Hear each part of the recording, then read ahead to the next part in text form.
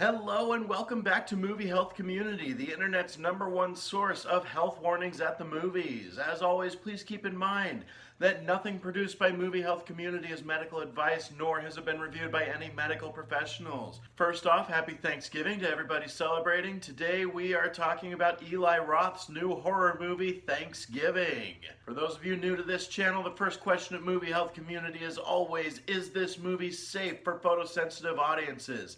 The answer is a deceptive no. And here's what I mean by that. On its surface, you probably wouldn't guess that this movie has any really major strobe light warnings or hazards. But it does have one strobe effect that happens several times, and that is the strobe lights on top of police cars. They are the modern type of strobe lights, not the spinny style ones, and so they are actual strobe lights. Every scene that has these strobe lights, they're flashing in bright daylight, so that could mitigate some of how harsh the strobes are, but they are still strobing at a very fast and dangerous speed.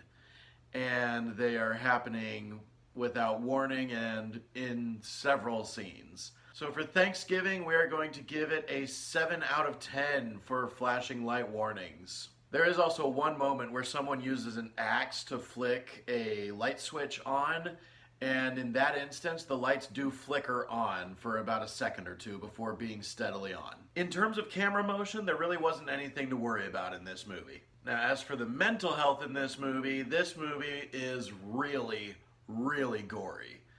And there are 2 scenes where people vomit full on screen without warning. One of them happens with no prompting at all. The other one happens as a reaction to witnessing something horrific. Now, is Thanksgiving any good?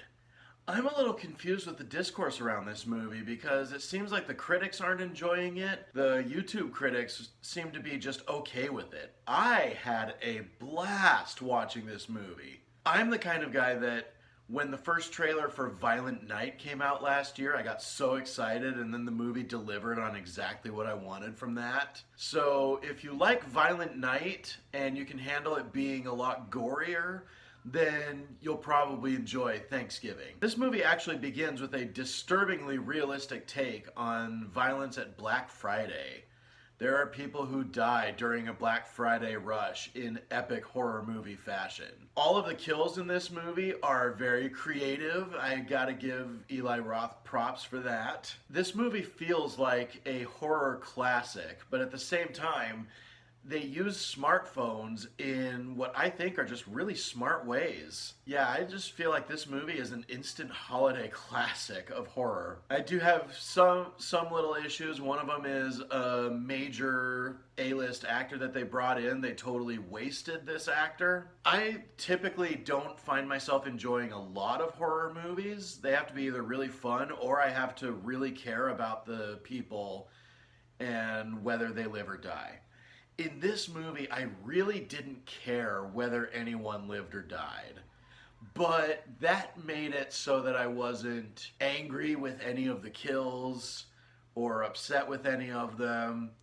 And so, like, the fact that you need characters to care about, this movie somehow found a way to still make it work without making you actually care about the characters. I'm gonna give Thanksgiving a B+. If you can't handle gore and disturbing imagery, obviously don't see this movie, but if you have fun with violent, holiday-themed, cheesy movies, this is definitely one to add to your collection. Thank you so much to our readers on Tumblr and Facebook, and as always, an extra special thanks to our patrons over on our Patreon page, whose names are scrolling like credits right now. Be sure to leave a like on this video, try to watch all the way to the end, hit that subscribe button, and hit the bell icon if you want to be notified of any of our future videos. And as always, stay safe at the movies.